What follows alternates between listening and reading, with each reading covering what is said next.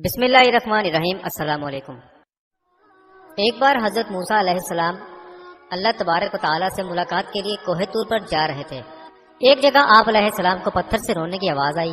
پوچھا کہ تو کیوں رو رہا ہے؟ پتھر کہنے لگا کہ مجھے اللہ کا ڈر ہے کہ کہیں قیامت والے دن مجھے بھی جہنم میں نہ ڈال دے۔ محترم ناظرین، اس پتھر کو شاید یہ خدشہ اس لیے ہوا ہوگا کہ اللہ تبارک و تعالیٰ نے قرآن مجید میں ارشاد فرمایا جہنم کا ایندھن انسان اور پتھر ہیں، لہٰذا اس پتھر نے کہا کہ کہیں ایسا تو نہیں اللہ تعالیٰ مجھ کو بھی جہنم میں ڈال دے۔ اگر میں بھی ان جہنمی پتھروں میں رہا تو میرا حشر بھی برا ہوگا۔ اس بات کو یاد کر کے میں رو رہا ہوں۔ اور کہنے لگا کہ آپ علیہ السلام اللہ کے پیغمبر ہیں اور کوہ طور پر اللہ سے ملاقات و مناجات کے لیے جا رہے ہیں۔ آپ علیہ السلام میرے حق میں سفارش کر دیجیے۔ موسیٰ علیہ السلام نے اس سے تسلی دی اور کہا میں اس وقت اللہ کے دربار میں جا رہا ہوں، اللہ سے دعا کر کے تیری بخشش کروا دوں گا۔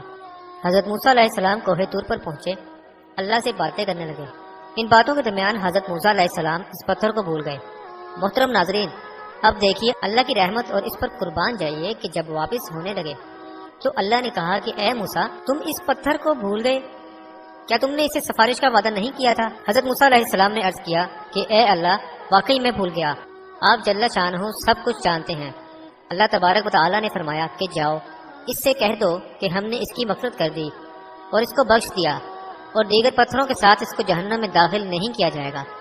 حضرت موسیٰ علیہ السلام خوشی خوشی واپس آئے، اس پتھر کو خوشخبری سنا دی اور چلے گئے۔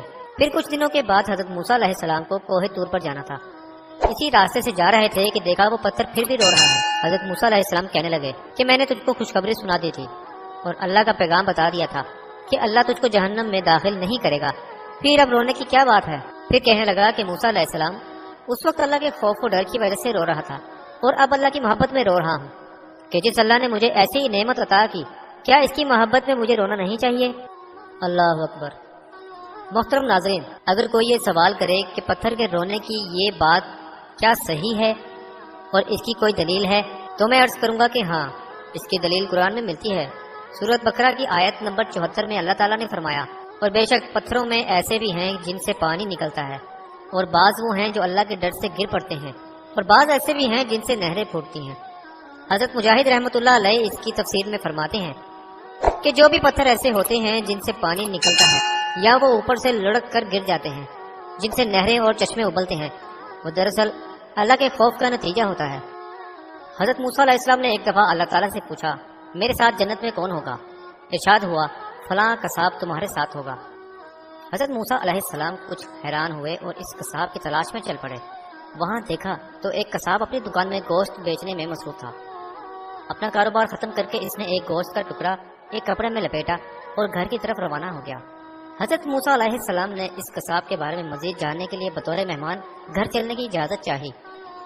گھر پہنچ کر قصاب نے گوشت پکایا، پھر روٹی پکا کر اس کے ٹکڑے شوربے میں نرم کیے اور دوسرے کمرے میں چلا گیا جہاں ایک انتہائی کمزور بڑھیا پلنگ پر لیٹی ہوئی تھی۔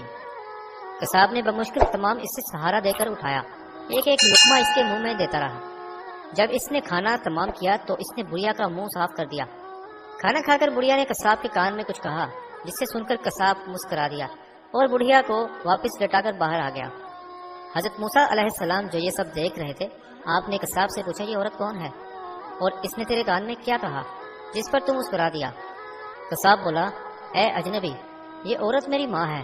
گھر پر آنے کے بعد میں سب سے پہلے اس کے کام کرتا ہوں تو خوش ہو کر روز مجھے یہ دعا دیتی ہے کہ اللہ تعالیٰ تجھے جنت میں حضرت موسیٰ علیہ السلام کے ساتھ رکھے، اور میں مسکرا دیتا ہوں کہ میں کہاں اور موسیٰ کلیم اللہ کہاں۔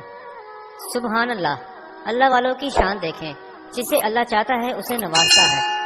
محترم ناظرین، ہم کتنی نعمتیں کھاتے ہیں لیکن کیا اللہ کی محبت دلوں میں سمائی ہے؟ اللہ کے حکم کے مطابق زندگی گزارنے کا کوئی جذبہ پیدا ہوا؟ جانور اللہ سے ڈریں اور پتھر میں اللہ کا خوف ہو، لیکن انسان بے خوف ہو کر زندگی گزارے، کس قدر حیرانگی کی بات ہے۔ دوستو، آج ہماری نمازوں کی کیا حالت ہے؟ جو 5 وقتہ نماز نہیں پڑھتے، کتنے ہی لوگ ہیں جو جمعہ تک کی نماز نہیں پڑھتے۔ ایک جانور کو اللہ کے ڈر کی وجہ سے پریشانی ہوتی ہے اور وہ چلاتا ہے، جس کا اثر یہ ہوتا ہے کہ آدمی سویا ہی نہیں جاتا، اور ہم جانوروں کے بارے میں یہ سوچتے ہیں کہ یوں ہی چلاتے ہوں گے، نہیں، بلکہ کبھی یہ اللہ کے ڈر سے روتے ہیں کبھی یہ ہم کو احساس دلانے اور ہمارے شعور کو بیدار کرنے کے لیے روتے ہیں۔ چونکہ ان کی بات ہم کو سمجھ میں نہیں آتی، اس لیے دوستو ہم سنی کو انسنی کر دیتے ہیں۔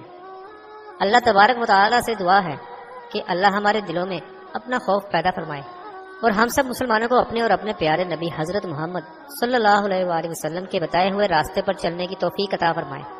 آمین یا رب العالمین۔